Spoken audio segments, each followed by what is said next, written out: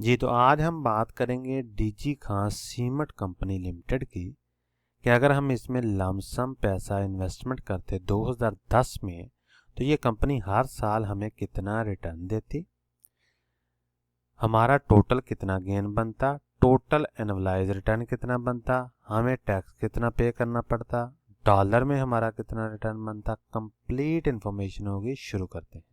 जी, तो आज हम केस स्टडी करेंगे डीजी खां सीमेंट कंपनी लिमिटेड की। ठीक है जी। तो इसमें हम क्या करेंगे जी, 2010 में 1 लाख रुपया इन्वेस्ट करेंगे और 2010 में इसकी प्राइस है जी 32 रुपये।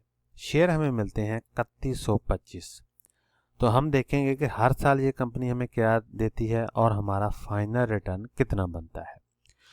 तो 2010 में भी कुछ नहीं दिया, 2011 में भी कुछ नहीं दिया, 2012 में ये कंपनी हमें एक डिविडेंड देती है 1.5 रुपीज़ पर शेयर के हिसाब से, जिसकी वैल्यू तकरीबन 46 रुपये बनता है।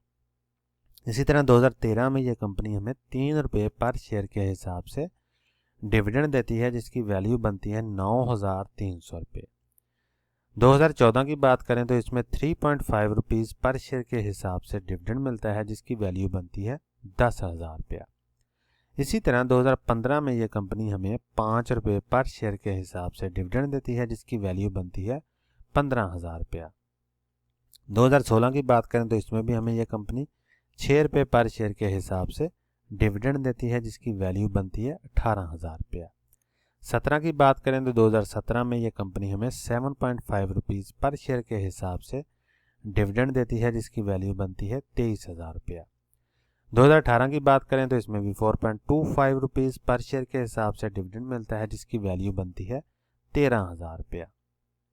2019 की बात करें तो इसमें 1 रुपया पर शेयर के हिसाब से डिविडेंड मिलता है, जिसकी वैल्यू बनती है 3,000 रुपया तकरीबन। 2020 में यह कंपनी हमें कुछ भी नहीं देती। 2021 में यह कंपनी हमें फिर दोबारा 1 रुपये पर शेयर के हिसाब से डिविडेंड देती है, जिसकी वैल्यू बनती है 3,125 रुपये। ये ग्रास डिविडेंड है, टैक्स की हम बात बाद में करेंगे। 2022 में ये कंपनी हमें एक डिविडेंड देती है 1 रुपये पर शेयर के हिसाब से, जिसकी वैल्यू बनती है तकरीबन 3,125।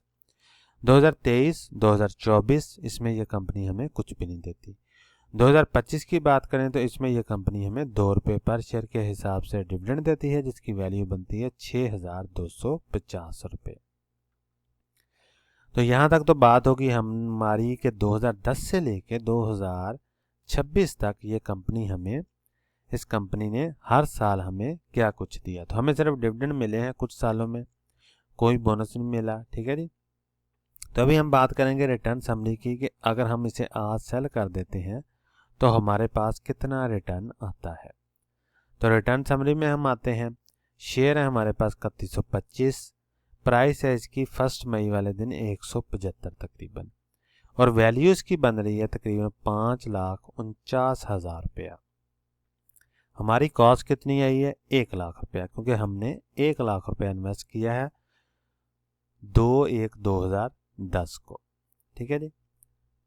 तो अगर हम इसे आज सेल करते हैं तो हमारे पास जो रिटर्न आएगा वो 4,49,000 रुपये का आएगा। और डिविडेंड की मद में हमने आज तक 1,11,000 रुपये का डिविडेंड जो है वो बैंक अकाउंट में रिसीव किया है। तो टोटल गेन हमारे पास बना 5,60,000 रुपये का। तो एनुअलाइज रिटर्न हमारा कितना बना 14.80%। ये अहम चीज़ है। इसी की बेस पे आप सेम सेक्टर की दूसरी कंपनियां या दूसरे सेक्टर की कंपनियां या दूसरी एसेट क्लास के साथ इस शेयर को कंपेयर कर सकते हैं। तो ये 14.80% बनता है। ठीक है जी। तो आगे हम बात करेंगे टैक्स की। तो यहाँ तक तो हमने बात कर ली ग्रॉस प्रॉफिट की।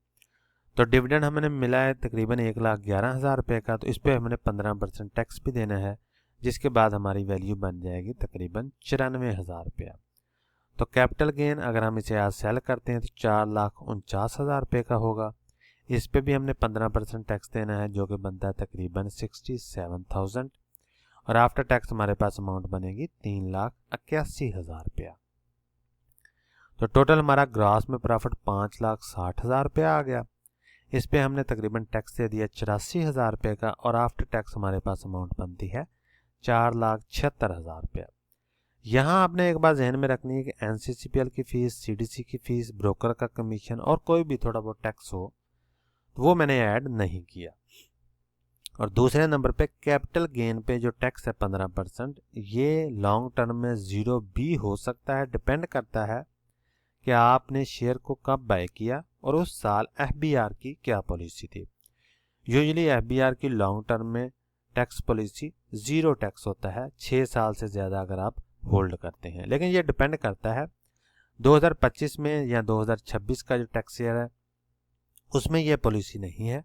ठीक है जी, जो पुराने टैक्स ईयर थे उसमें ये पॉलिसी थी कि अगर आप लॉन्ग टर्म में होल्ड करेंगे 6 साल से ज़्यादा तो टैक्स आपका कैपिटल गेन 0 हो जाएगा। ठीक है, लेकिन ये डिपेंड करता है, आपने देख लेना कि आपने शेयर को किस साल परचेज किया या किस साल परचेज करेंगे और उस साल एफबीआर की क्या पॉलिसी है। ठीक है जी, इन्फ्लेशन को मैंने एडजस्ट नहीं किया क्योंकि हम पास की बात कर रहे हैं। अगर हम फ्यूचर की बात करेंगे तो इन्फ्लेशन को ज़रूर एडजस्ट करेंगे। आगे हम बात करेंगे, यहाँ तक तो बात होगी जी पीकेआर में रिटर्न की। तो अभी हम बात करेंगे डॉलर में रिटर्न की, क्योंकि कुछ दोस्त जो हैं वो चाहते हैं कि डॉलर में भी हमें पता चल सके कि इस कंपनी में फ़ायदा है या नुकसान है। तो शेयर है हमारे पास आ गया 3125, प्राइस है इसके 175 फर्स्ट मई वाले दिन, और वैल्यू इसकी बनती है डॉलर में $1971। तो कॉस्ट हमारी कितनी है, $1184 की, क्योंकि हमने 1 लाख रुपया इन्वेस्ट किया 2010 में। तो 2010 में 1 लाख की वैल्यू जो थी डॉलर में $1184 थी। तो अगर हम इसे सेल आउट करते हैं आज के दिन तो $786 का हमें प्रॉफिट होगा कैपिटल गेन की मद में। और डिविडेंड की मद में हमने आज तक $967 जो है वो रिसीव किए हैं, क्योंकि हमने हर साल जो भी डिविडेंड लिया उस साल जो भी डॉलर की वैल्यू थी, रुपीस को हमने कन्वर्ट कर लिया डॉलर में। ठीक है, उस साल तो उसको हमने जमा कर लिया, तो टोटल हमारे पास डॉलर में रिटर्न आ गया डिविडेंड की मद में। ठीक है जी, तो टोटल गेन हमारे पास आ गया जी $1754 का। तो एनुअलाइज रिटर्न हमारा कितना बना, 7.60% डॉलर में। रुपीज में कितना बना, 14.80%, और डॉलर में हमारा एनुअलाइज रिटर्न या XIRR बना 7.60%। तो ये केस स्टडी सी डीजी खान सीमेंट लिमिटेड की, जिसमें हमने ये जाना कि अगर हम इसमें लमसम इन्वेस्टमेंट करते तो आज के दिन हमारे पास कितना प्रॉफिट होता, और इसको हम कंपेयर करेंगे बाकी एसेट क्लास के साथ, ताकि हमें ये पता चल सके कि इस कंपनी में अगर हमने पास में 15-16 सालों में पैसा लगाया होता तो हमारे पास आज के दिन कितनी वैल्यू उसकी होती। और दूसरे नंबर पे हम ये अज्यूम करेंगे कि फॉर एग्जांपल अगले 15 सालों में कंपनी की परफॉर्मेंस सेम रहती है, फंडामेंटल सेम रहते हैं, टेक्निकल भी सेम रहते हैं, प्राइस की जो मूवमेंट है वो भी सेम रहती है, और पे आउट इस कंपनी का सेम ही रहता है, तो हमें भी इससे मिलता जुलता रिटर्न ही अगले 15-16 सालों में मिलेगा। ठीक है, अगर प्राइस की फ्लक्चुएशन ज़्यादा होगी, कैपिटल गेन ज़्यादा होगा तो प्रॉफिट बढ़ जाएगा, डिविडेंड ज़्यादा ये कंपनी देगी तो हमारा प्रॉफिट फिर भी टोटल बढ़ जाएगा। ठीक है, और एनुअलाइज रिटर्न भी बढ़ जाएगा। और अगर इसी सूरत में कम होता है, प्राइस की मूवमेंट कम होती है, ठीक है जी, और डिविडेंड हमें कम मिलता है, तो हमारा ऑफ कोर्स टोटल गेन जो है वो कम हो जाएगा, तो उस सूरत में हमारा एनुअलाइज रिटर्न कम हो जाएगा। तो ये सारी चीज़ें डिपेंड करती हैं फ्यूचर पे। ठीक है जी, लेकिन हमने बात की है पास में कि पास में इस कंपनी की ऐसी परफॉर्मेंस रही है। तो अगर आप इसी को कॉपी पेस्ट कर दें फ्यूचर में, तो फ्यूचर में भी अगर इसकी परफॉर्मेंस ऐसी ही रहती है तो इससे मिलता जुलता रिटर्न ही आप अज्यूम कर सकते हैं। तो ये है जी केस स्टडी करने का बेसिक पर्पस, ताकि हमें पता चल सके कि पास में कंपनी की परफॉर्मेंस कैसी रही है, और अगर हम इसको फ्यूचर में लॉन्ग टर्म के लिए होल्ड करना चाहते हैं तो इसकी जो परफॉर्मेंस है वो कैसी रहेगी। ठीक है जी, तो ये है जी। बाकी मेन चीज़ है कि लमसम में अगर आपकी प्राइस जो बाय प्राइस है वो जितनी कम होगी आपका रिटर्न उतना ही ज़्यादा होगा। ठीक है, लेकिन ये हमने एक केस स्टडी की है कि 2/1/2010 को इसकी प्राइस तकरीबन 32 रुपये थी और हमने शेयर को परचेज कर लिया, तो हमारे पास कितनी वैल्यू आती है।